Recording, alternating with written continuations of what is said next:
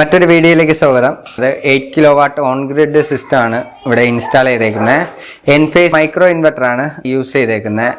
IQ7A panels use ചെയ്തേക്കുന്ന Canadian സോളാറിൻ്റെ 440 വാട്ട്സിൻ്റെ പാനൽസാണ് use ചെയ്തേക്കുന്നത്. അതേപോലെ തന്നെ ഒരു ഓഫ് ഗ്രിഡ് 2 കിലോവാട്ട് സിസ്റ്റം കൂടി ഇവിടെ ഇൻസ്റ്റാൾ ചെയ്തിട്ടുണ്ട്. ഇവിടെ ഏകദേശം പ്രൊഡക്ഷൻ വരുന്നത് ഡെയിലി 35-40 യൂണിറ്റോളം പെർ ഡേ പ്രൊഡക്ഷൻ കിട്ടുന്നുണ്ട്.